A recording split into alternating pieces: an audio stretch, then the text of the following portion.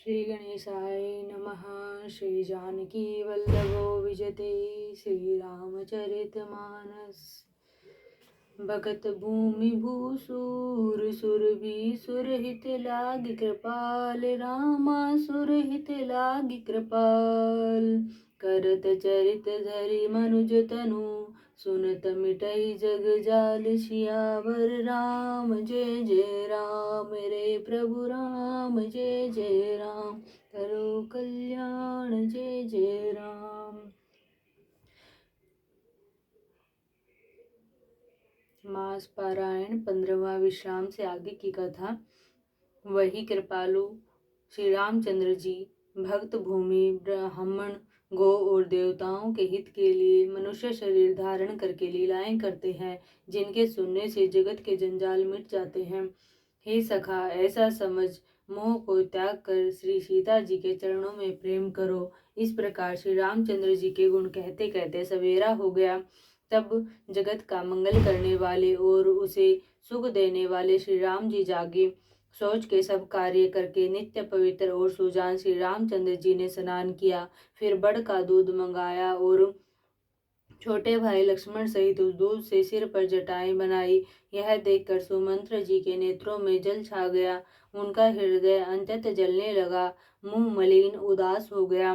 वे हाथ जोड़कर अंतत दीन वचन बोले, हे नाथ, मुझे कौशल नाथ दशरथ जी ने ऐसी आज्ञा दी थी कि तुम रथ लेकर श्री राम जी के साथ जाओ। वन दिखाकर गंगा स्नान कराकर दोनों भाइयों को तुरंत लौटा लाना।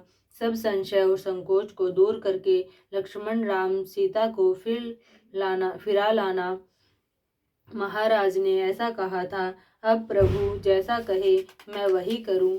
मैं आपकी बलिहारी हूँ। इस प्रकार विनती करके वे श्री रामचंद्र जी के चरणों में गिर पड़े और उन्होंने बालक की तरह रो दिया और कहा, हे तात, कृपा करके वही कीजिए जिससे अयोध्या अनाथ न हो। श्री राम जी ने मंत्री को उठाकर धैर्य बंधाते हुए समझाया कि हे तात, आपने तो धर्म के सभी सिद्धांतों को छान डाला है। सीबी दधीची और राजा हरिश्चंद्र ने धर्म के लिए करोड़ों अनेकों कष्ट सहे थे। बुद्धिमान राजा रंतिदेव और बलि बहुत से संकट सह कर भी धर्म को पकड़े रहे। उन्होंने धर्म का परित्याग नहीं किया। वेद शास्त्र और पुराणों में कहा गया है कि सत्य के समान दूसरा धर्म नहीं है। मैंने उस धर्म को सहज ही पा लिया है। इस सत्य रूपी धर्म का त्याग करने से तीनों लोकों में अपयश छा जाएगा। प्रतिष्ठित पुरुष के लिए अपयश की प्राप्ति करोड़ों मृत्यु के समान भीषण संताप देने वाली है। हे तात, मैं आपसे अधिक क्या कहूँ। लौट कर उत्तर देने में भी पाप का भागी होता हूँ। आप जाकर पिताजी के चरण पकड़कर करोड़ों नमस्कार के साथ ही हाथ जोड़कर विनती करिएगा कि हे तात, आप मेरी किसी बात की चिंता न करें। आप भी पिता के समान ही मेरे बड़े हितैषी हैं। हे तात, मैं हाथ जोड़कर आपसे विनती करता हूँ कि आपका भी सब प्रकार से वही कर्तव्य है जिसमें पिताजी हम लोगों के सोच में दुख न पावे। श्री रघुनाथ जी और सुमंत्र का यह संवाद सुनकर निषाद राज कुटुंबियों सहित व्याकुल हो गया। फिर लक्ष्मण जी ने कुछ कड़वी बात कही। प्रभु श्री रामचंद्र जी ने उसे बहुत ही अनुचित जानकर उनको मना किया। श्री रामचंद्र जी ने सकुचा कर अपनी सौगंध दिलाकर सुमंत्र जी से कहा कि आप जाकर लक्ष्मण का यह संदेश न कहिएगा। सुमंत्र ने फिर राजा का संदेश कहा कि सीता वन के कलेश न सह सकेगी, अतएव जिस तरह सीता अयोध्या को लौटावे, तुमको श्री रामचंद्र को वही उपाय करना चाहिए। नहीं तो मैं बिल्कुल ही बिना सहारे का होकर वैसे ही नहीं जीऊंगा जैसे बिना जल के मछली नहीं जीती। सीता के मायके, पिता के घर और ससुराल में सब सुख है। जब तक यह विपत्ति दूर नहीं होती तब तक वे जब जहाँ जी चाहे वहीं सुख से रहेगी। राजा ने जिस तरह जिस दीनता और प्रेम से विनती की है, वह दीनता और प्रेम कहा नहीं जा सकता। कृपा निधान श्री रामचंद्र जी ने पिता का संदेश सुनकर सीता जी को करोड़ों अनेकों प्रकार से सीख दी। उन्होंने कहा, जो तुम घर लौट जाओ तो सास ससुर गुरु प्रियजन एवं कुटुंबी सबकी चिंता मिट जाए। पति के वचन सुनकर जानकी जी कहती है, हे प्राणपति, हे परम स्नेही, सुनिए। हे प्रभु, आप करुणामय और परम ज्ञानी हैं। कृपा करके विचार तो कीजिए।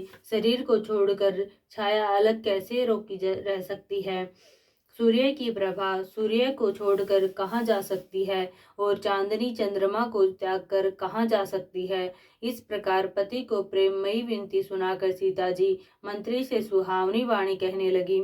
आप मेरे पिताजी और ससुर जी के समान मेरा हित करने वाले हैं, आपको मैं बदले में उत्तर देती हूँ, यह बहुत ही अनुचित है। किंतु हे तात, मैं आर्त होकर ही आपके सम्मुख हुई हूँ, आप बुरा न मानिएगा। आर्यपुत्र स्वामी के चरण कमलों के बिना जगत में जहाँ तक नाते हैं सभी मेरे लिए व्यर्थ हैं।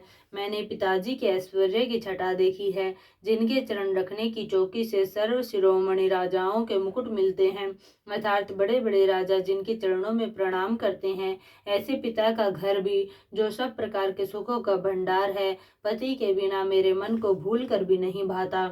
मेरे ससुर कौशल राज चक्रवर्ती सम्राट हैं, जिनका प्रभाव 14 लोकों में प्रकट है।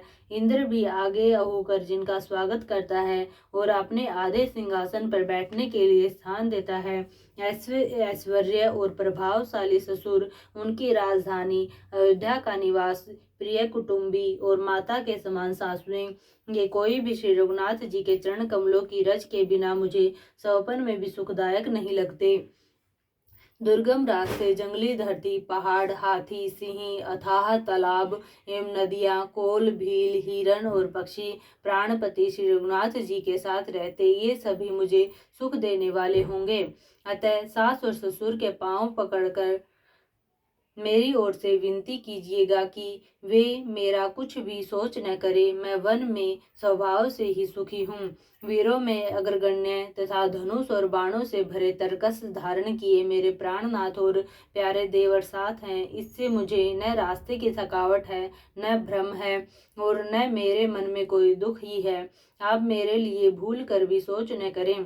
सुमंत्र सीता जी की शीतल वाणी सुनकर ऐसे व्याकुल हो गए जैसे सांप मणि खो जाने पर। नेत्रों से कुछ सूझता नहीं, कानों से सुनाई नहीं देता, वे बहुत व्याकुल हो गए, कुछ कह नहीं सकते। श्री रामचंद्र जी ने उनका बहुत प्रकार से समाधान किया, तो भी उनकी छाती ठंडी न हुई। साथ चलने के लिए मंत्री ने अनेकों यत्न किए, कि युक्तियां पेश की, पर रघुनंदन श्री राम जी उन सब युक्तियों का यथोचित उत्तर देते गए। श्री राम जी की आज्ञा मिटी नहीं जा सकती। कर्म की गति कठिन है, उस पर कुछ भी वश नहीं चलता। श्री राम, लक्ष्मण और सीता जी के चरणों में सिर नवाकर सुमंत्र जी इस तरह लौटे जैसे कोई व्यापारी अपना मूल धन पूंजी गंवा कर लौटे हो। सुमंत्र ने रथ को हाँका, घोड़े श्री रामचंद्र जी की ओर देख देख कर हिनहिनाते हैं। यह देखकर निषाद लोग विषाद के वश होकर सिर धुन धुन कर पीट पीट कर पछताते हैं। जिनके वियोग में पशु इस प्रकार व्याकुल है, उनके वियोग में प्रजा, माता और पिता कैसे जीते रहेंगे। श्री रामचंद्र जी ने जबरदस्ती सुमंत्र को लौटाया। तब आप गंगा जी के तीर पर आए। श्री राम ने केवट से नाव मांगी, पर वह लाता नहीं। वह कहने लगा, मैंने तुम्हारा मर्म भेद जान लिया।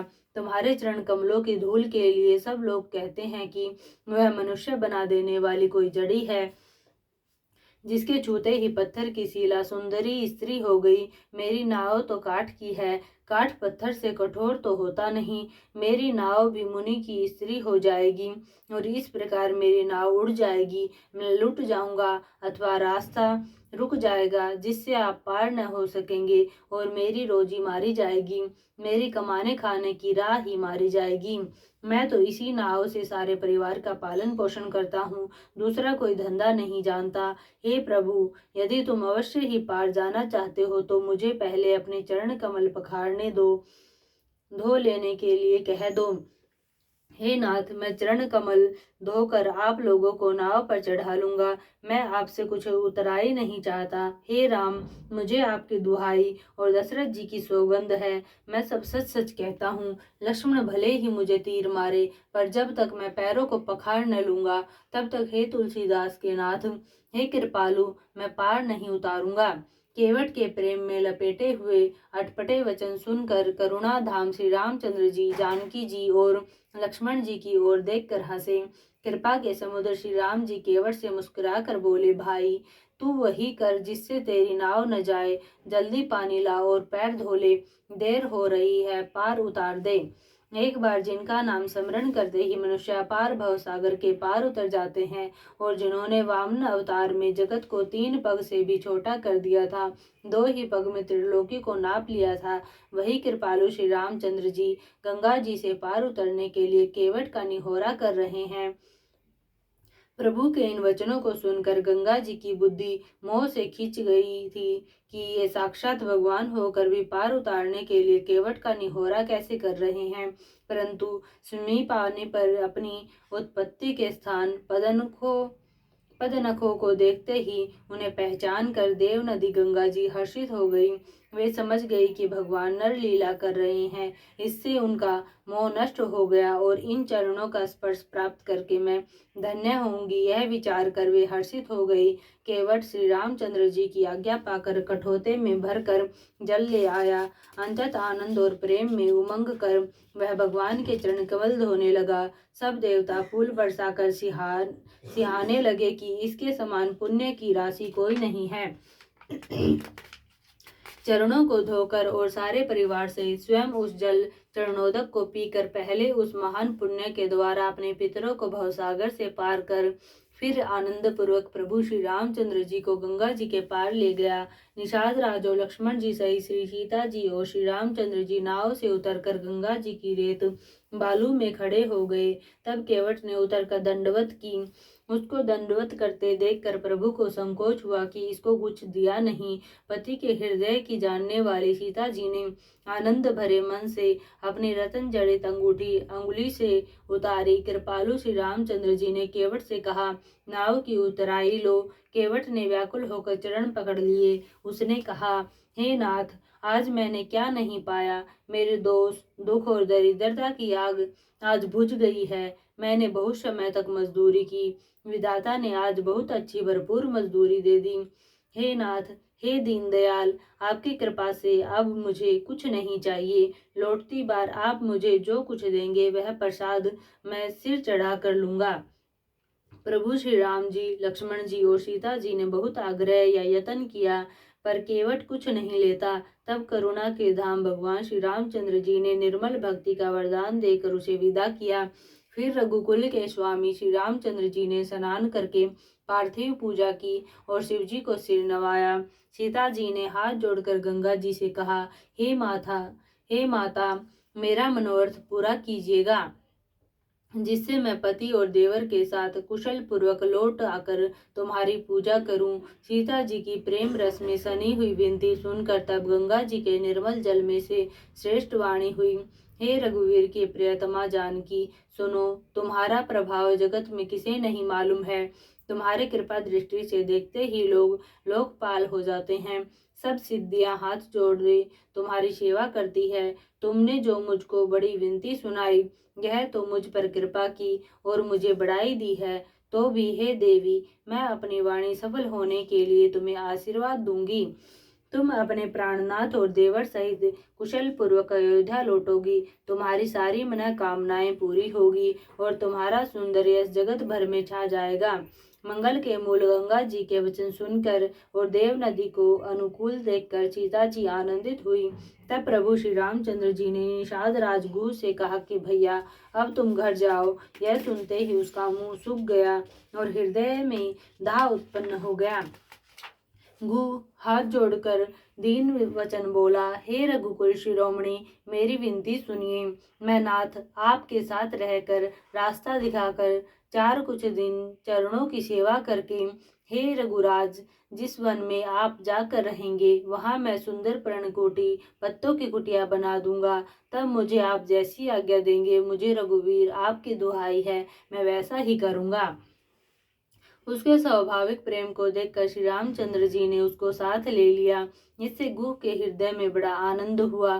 फिर गुह निषाद राज ने अपनी जाति के लोगों को बुला लिया और उनका संतोष करा के तब उनको विदा किया। तब प्रभु श्री रघुनाथ जी, गणेश जी और शिव जी का स्मरण करके तथा गंगा जी को नतमस्तक नवाकर सखा निषादराज छोटे भाई लक्ष्मण जी और सीता जी सहित वन को चले। उस दिन पेड़ के नीचे निवास हुआ। लक्ष्मण जी और सखा गुह ने विश्राम की सब सुव्यवस्था कर दी। प्रभु श्री रामचंद्र जी ने सवेरे प्रातः काल की सब क्रियाएं करके जाकर तीर्थों के राजा प्रयाग के दर्शन किए। उस राजा का सत्य मंत्री है, श्रद्धा प्यारी स्त्री है और श्री वेणी माधव जी सरीखे हितकारी मित्र हैं। चार पदार्थों धर्म अर्थ काम और मोक्ष से भंडार भरा है और वह पुण्य में प्रांत ही उस राजा का सुंदर देश है। प्रयाग क्षेत्र ही दुर्गम मजबूत और सुंदर गढ़ किला है, जिसको सौपन में भी पाप रूपी शत्रु नहीं पा सकते हैं। संपूर्ण तीर्थ ही उसके श्रेष्ठ वीर सैनिक है, जो पाप की सेना को कुचल डालने वाले और बड़े रणधीर हैं। गंगा यमुना और सरस्वती का संगम ही उसका अंत सुशोभित सिंहासन है। अक्षय वक्षत्र है जो मुनियों के भी मन को मोहित कर लेता है। यमुना जी और गंगा जी की तरंगे उसके श्याम और श्वेत चंवर है, जिनको देखकर ही दुख और दरिद्रता नष्ट हो जाती है। पुण्यात्मा पवित्र साधु उसकी सेवा करते हैं और सब मनोरथ पाते हैं। वेद और पुराणों के समूह भाट हैं, जो उसके निर्मल गुणगणों का बखान करते हैं। पापों के समूह रूपी हाथी के मारने के लिए सिंह रूप प्रयागराज का प्रभाव महत्व महात्म्य कौन कह सकता है। ऐसे सुहावने तीर्थराज का दर्शन कर सुख के समुद्र रघुकुल श्रेष्ठ श्री रामचंद्र जी ने भी सुख पाया। उन्होंने अपने श्रीमुख से सीता जी, लक्ष्मण जी और सखा गुह को तीर्थराज की महिमा कहकर सुनाई। तदंतर प्रणाम करके वन और बगीचों को देखते हुए और बड़े प्रेम से महात्म्य कहते हुए इस प्रकार श्री राम ने आकर त्रिवेणी का दर्शन किया, जो स्मरण करने से ही सब सुंदर मंगलों को देने वाली है। फिर आनंद पूर्वक त्रिवेणी में स्नान करके शिव जी की सेवा पूजा की और विधि पूर्वक तीर्थ देवताओं का पूजन किया। स्नान पूजन आदि सब करके तब प्रभु श्री राम जी भरद्वाज जी के पास आए। उन्हें दंडवत करते हुए ही मुनि ने हृदय से लगा लिया। मुनि के मन का आनंद कुछ कहा नहीं जाता, मानो उन्हें ब्रह्मानंद की राशि मिल गई हो। मुनीश्वर भरद्वाज जी ने आशीर्वाद दिया।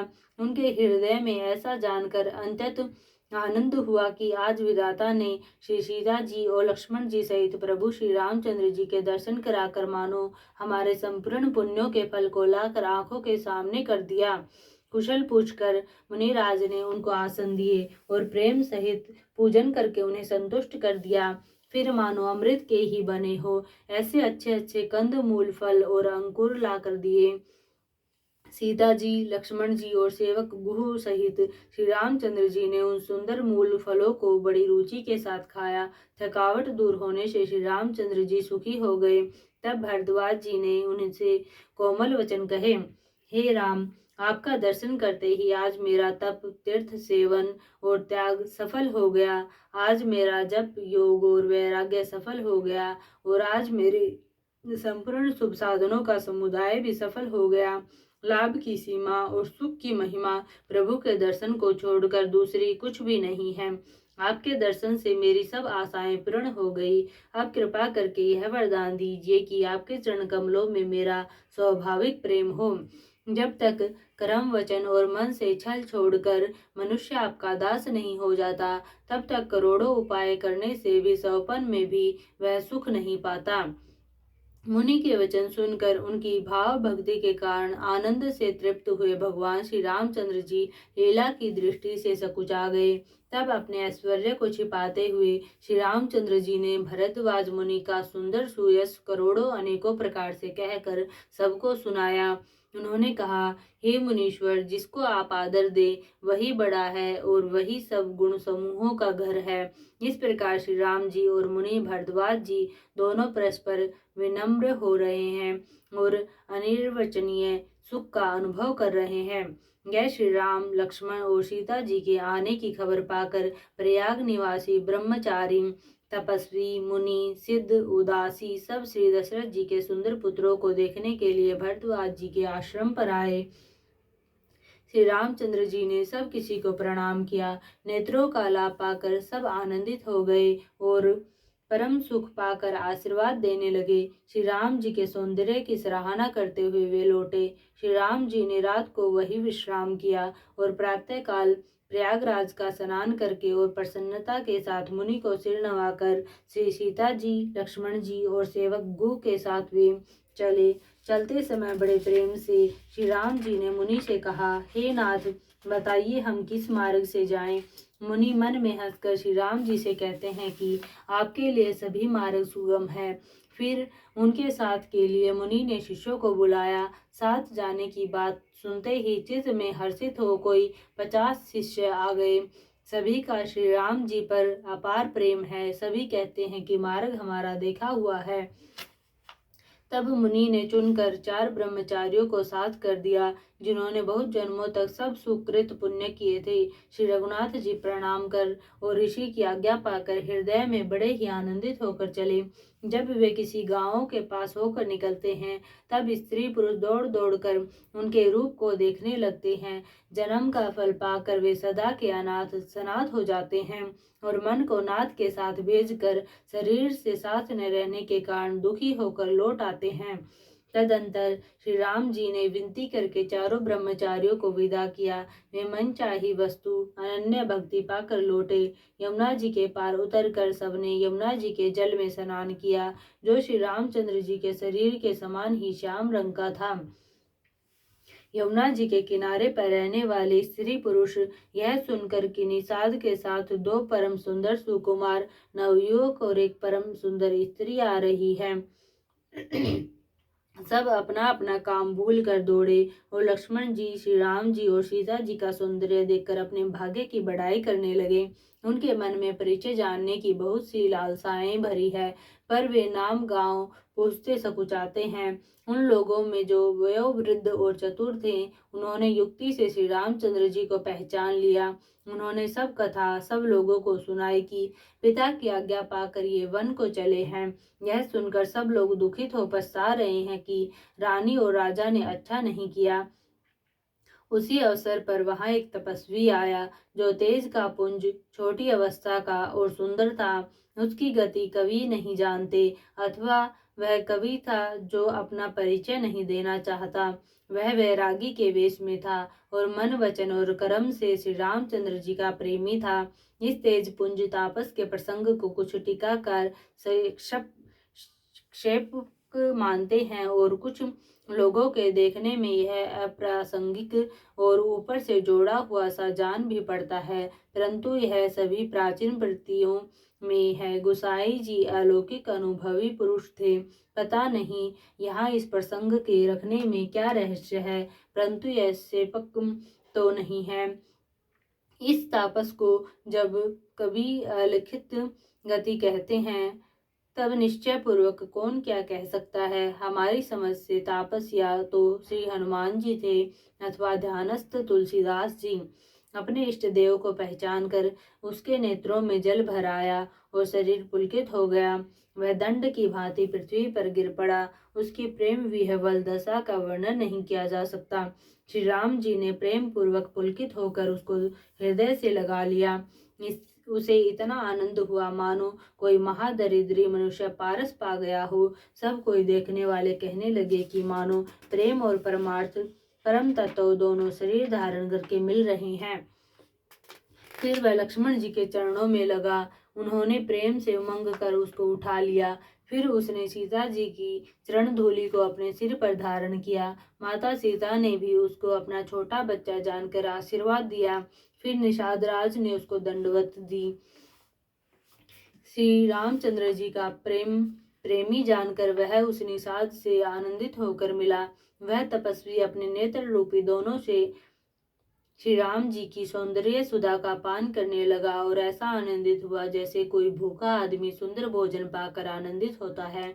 इधर गांव की स्त्रियां कह रही है, हे सखी, कहो तो वे माता पिता कैसे हैं जिन्होंने ऐसे सुंदर सुकुमार बालकों को वन में भेज दिया है।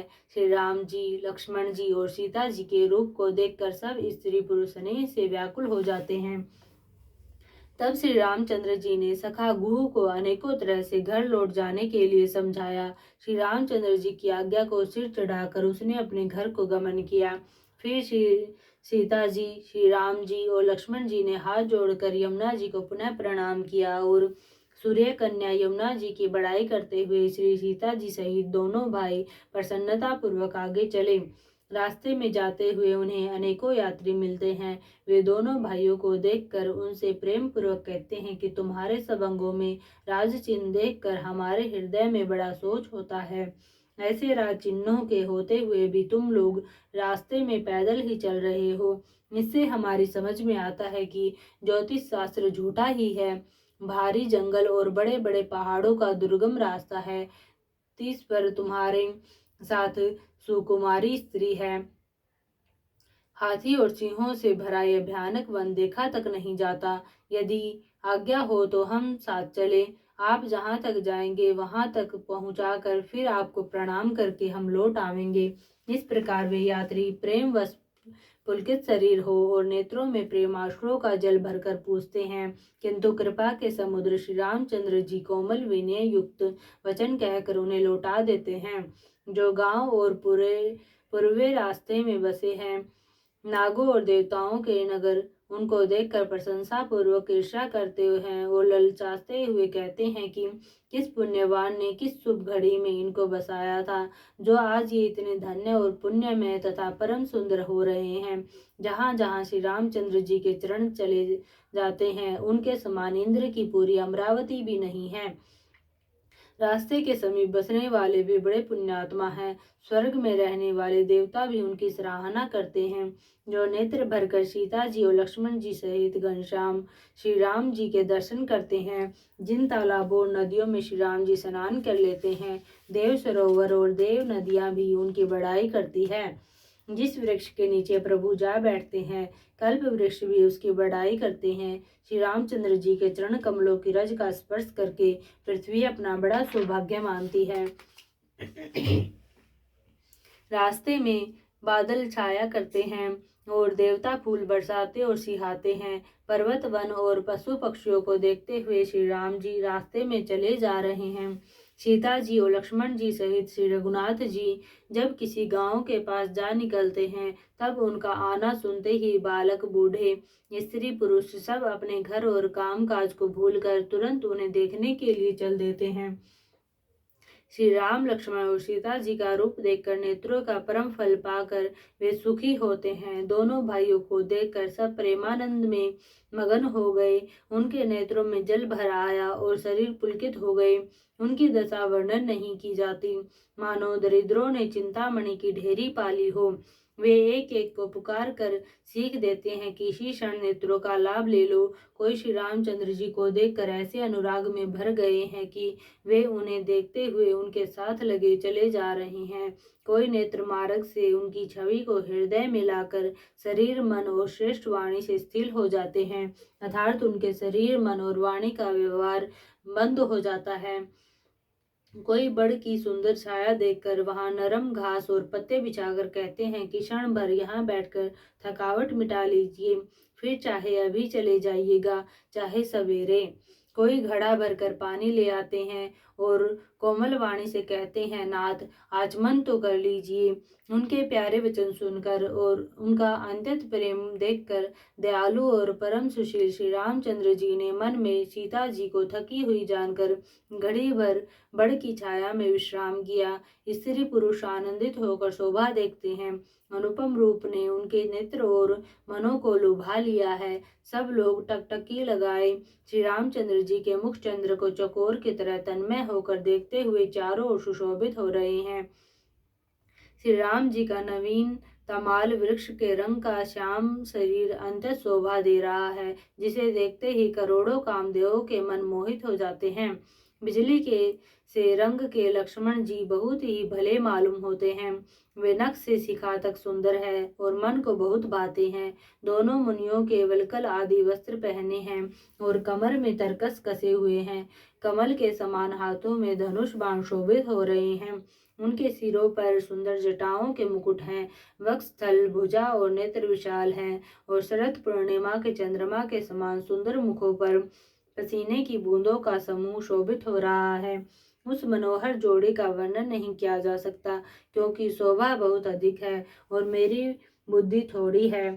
श्री राम जी, लक्ष्मण जी और सीता जी की सुंदरता को सब लोग मन, चित्त और बुद्धि तीनों को लगा कर देख रहे हैं। प्रेम के प्यासे वे गांव के स्त्री पुरुष उनके सौंदर्य माधुर्य की छटा देखकर ऐसे थकित रह गए जैसे दीपक को देखकर हिरणी और हिरण निस्तब्ध रह जाते हैं। गांव की स्त्रियां सीता जी के पास जाती है, परंतु अंत स्नेह के कारण पूछते सकुचाती है। बार बार सब उनके पांव लगती है और सहज ही सीधे साधे कोमल वचन कहती है, हे राजकुमारी, हम विनती करती हैं, कुछ निवेदन करना चाहती हैं, परंतु स्त्री स्वभाव के कारण कुछ पूछते हुए डरती है। हे स्वामिनी, हमारी डिठाई क्षमा कीजिएगा और हमको गवारी जानकर बुरा न मानिएगा। ये दोनों राजकुमार स्वभाव से ही लावण्य में परम सुंदर है। मरकत मणि, पन्ने और सुवर्ण ने कांति इन्हीं से पाई है। अर्थात मरकत मणि में और स्वर्ण में जो हरित और स्वर्ण वर्ण की आभा है, वह इनकी हरिताभ, नील और स्वर्ण कांति के एक कण के बराबर भी नहीं है। श्याम और गौर वर्ण है, सुंदर किशोर अवस्था है, दोनों ही परम सुंदर और शोभा के धाम है। शरद पूर्णिमा के चंद्रमा के समान इनके मुख और शरद ऋतु के कमल के समान इनके नेत्र हैं।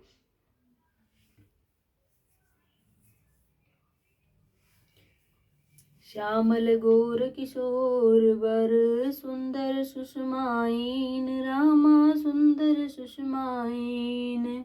शरद सरबरी नाथ मुखु, शरद सरोरुहनेन। सियावर राम जय जय राम, रे प्रभु राम जय जय राम। करो कल्याण जय जय राम, मेरा प्रणाम जय जय राम। मास पारायण 16वां विश्राम। सियावर राम जय जय राम, मेरे प्रभु राम जय जय राम। करो कल्याण जय जय राम, मेरा प्रणाम जय जय राम। आरती श्री रामायण जी की, आरती श्री रामायण जी की। कीरति कलित ललित सिय पीकी, गावत ब्रह्मादिक मुनि नारद। बाल्मीक विज्ञान विशारद, सुख सनकादिक शेष अरु सारद। बरनि पवन सुत कीर्तिनी की। आरती श्री रामायण जी की। गावत वेद पुराण अष्टदश छौ, शास्त्र सब ग्रंथन को रस। मुनि जन धन संतन को सर्वस, सार अंश सम्मत सब ही की। आरती श्री रामायण जी की। गावत संतत शंभु भवानी, अरुघट संभव मुनि विज्ञानी। व्यास आदि कवि वर्ज बखानी, कागभु शुंडी गरुड़ के ही की। आरती श्री रामायण जी की।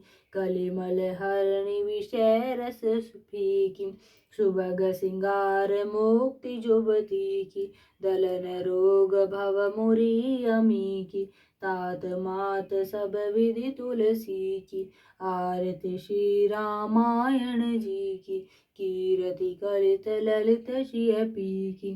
आरती श्री रामायण जी की। कीरति कलित ललित सिय पीकी। आरती श्री रामायण जी की। कीरति कलित ललित सिय पीकी। सियावर राम जय जय राम, मेरे प्रभु राम जय जय राम। करो कल्याण जय जय राम, मेरा प्रणाम जय जय राम।